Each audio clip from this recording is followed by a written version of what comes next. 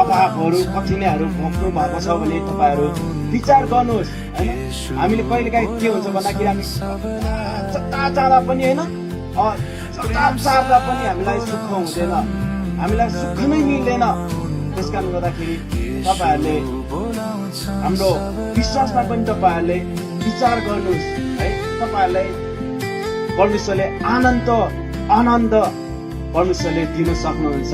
त्यस कारण गर्दाखेरि तपाईँहरूलाई म एकदमै रिक्वेस्ट गर्न चाहन्छु होइन, तपाईँहरू कुनै व्यक्ति यदि दुःखमा छ भने तपाईँहरू विचार गर्नुहोस्, के साँच्चीको परमेश्वरले तपाईँलाई बोलाउनु भएको हो कि होइन, तपाईँले त्यो विचार गर्नुपर्ने हुन्छ।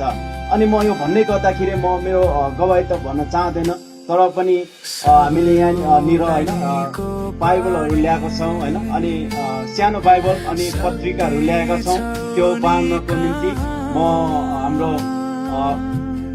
भाइ बहिनीहरूलाई अहिले अनि हाम्रो दिदी बहिनीहरूलाई म यो तपाईँहरूको माझमा यो पत्रिकाहरू होइन अनि छोटो सानो बाइबल छ, नयाँ करार भन्ने पुस्तक। तपाईँहरू जतिजना सत्य वचनमा हिँड्नु भएको छ तपाईँहरूले पढ्यो भने धेरै कुरा राम्रो कुराहरू तपाईँले बुझ्न सक्नुहुन्छ। तपाईँहरूले परमेश्वर पिता परमेश्वर भनेर हिँड्नु भएको छ होइन, धेरै राम्रो। अझै तपाईँले यो वचन यो पुस्तक पढ्यो भने तपाईँहरूले धेरै राम्रो कुराहरू बुझ्न सक्नुहुन्छ। त्यस कारणले गर्दाखेरि अनि सही र सत्य के हो त त्यो तपाईँहरूले जान्नेछ है। त्यस कारणले गर्दाखेरि म यति नै भन्न चाहन्छु है, तपाईँहरूलाई विशेष गरी म एकदमै ध्यान आकर्षण गर्न चाहन्छु कि होइन तपाईँहरूले आज हामीले यसरी तपाईँहरूलाई सुनाउँदै गर्दाखेरि तपाईँहरू अचम्म नमान्नुहोस् होइन।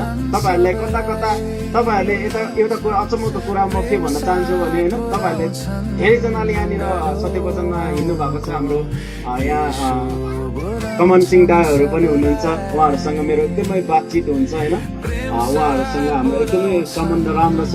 अनि तपाईँहरू धेरैजना हुनुहुन्छ, धेरैजना तपाईँहरू हिँड्नु भएको छ है। तपाईँहरूलाई परमेश्वर भन्नुहुन्छ, पिता परमेश्वर भन्नुहुन्छ।